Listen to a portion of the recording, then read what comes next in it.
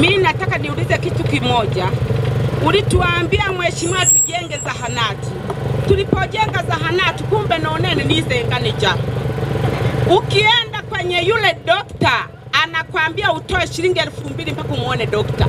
Halafu dokta mwenyewe analala Iboya, mimi nalala Ngemo. Nikiugua usiku je? Atanisaidia nini mheshimiwa?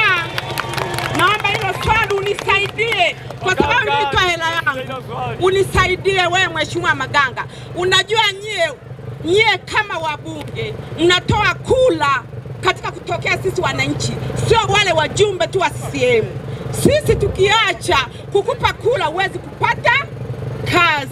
Na shangaa mganga analala Iboya, mimi nalala Ngemo. Nikienda hospitali nina mtoto, kumwona dokta ni shilingi 2000 baada ya matibabu. Mheshimiwa naomba nisaidie hilo jambo.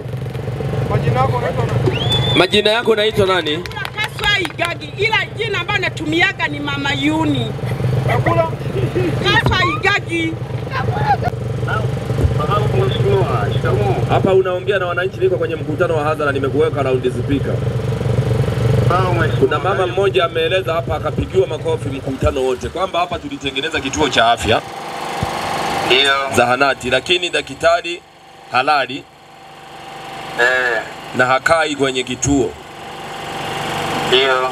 Na nini kingine mama? Alafu daktari akienda mgonjwa anachangishwa hela shilingi 1000 ngapi? 2000 kila akifika. Ndio. Ikoje hapo?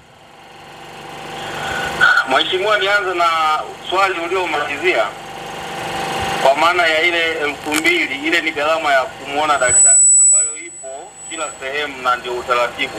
Koja, iko kisheria? Ipo kisheria hiyo mheshimiwa, na kwanza ipo chini sana, maana sehemu nyingine tunatoza 3000, lakini kwa sababu ndio kwanza tulianza huko, tulianza na 2000. Ili wananchi wa Ngemo wanufaike na huduma. Lakini pili ambacho wanatakiwa kuomba wakishalipa hiyo ni kuomba risiti. Na wasikubali kufanya malipo yote bila risiti, kwa sababu malipo yote halali ya serikali lazima wapate risiti wakishalipa hiyo 2000. Kwa hiyo swali ngoja. Kwa hiyo kama iko kisheria na mimi nakubaliana na wewe, masheria si tunayatunga sisi.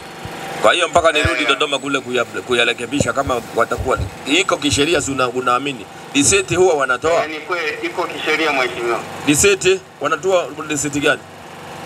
Risiti kwa sasa hivi hapo, kwa sababu walikuwa na changamoto hawajanunua kompyuta kwa sababu ni kituo kipya, walikuwa wanatumia risiti za halmashauri za mkono.